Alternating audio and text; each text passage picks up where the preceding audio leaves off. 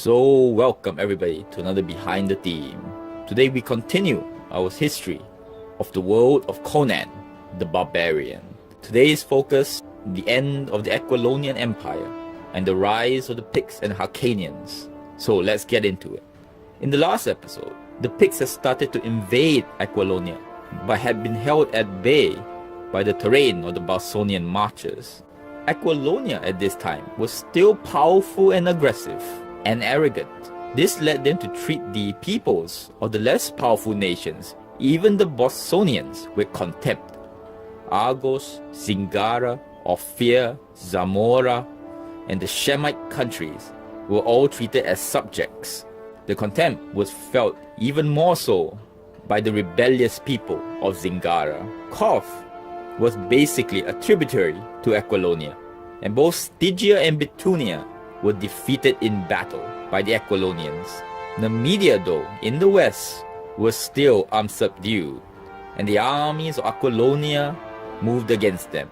Their armies, at this point, were largely made of mercenaries, especially Bosonians, and due to the Eastern War, there was a lack of men to combat the Picts in the western frontier. In the Bosonian marches, after hearing of the outrages of the Picts in their homeland, the Bosonians quit the Numidian campaign and marched west to battle the Picts and defeated them in a great battle. The desertion of so large a part of their army, though, caused an Aquilonian defeat in the Numidian War.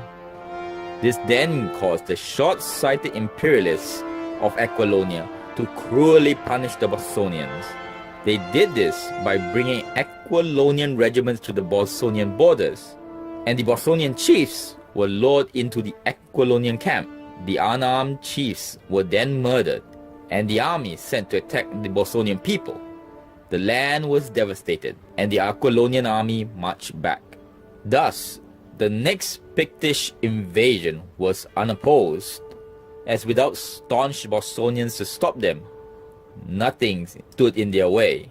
Led by Grom himself, chief of chiefs of the Picts, now an old man, the barbarians thus swarmed into Aquilonia before the legions could return from the Eastern War. Sensing opportunity, Zingara, followed by Corinthia and then the Shemites, threw off the yoke of the Aquilonians too.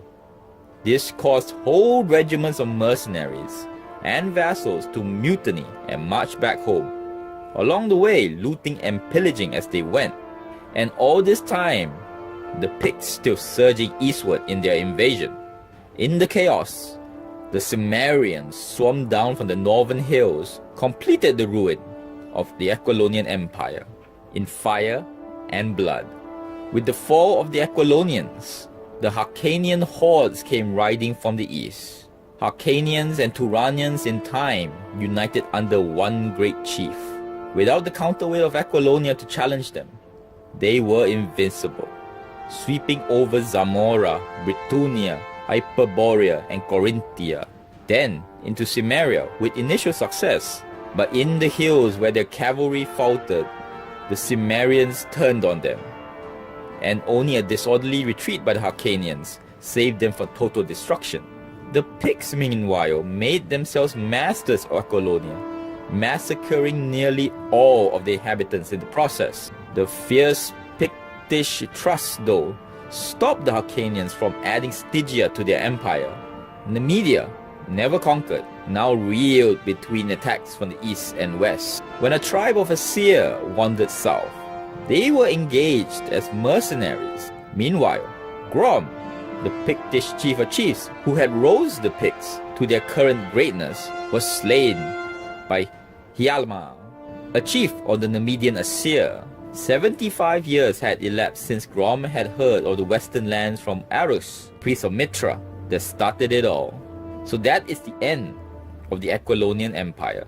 Next time, we will end the series with the end of the Hyborian Age. Subscribe, comment, let me know what you think. Thank you very much. Until next word.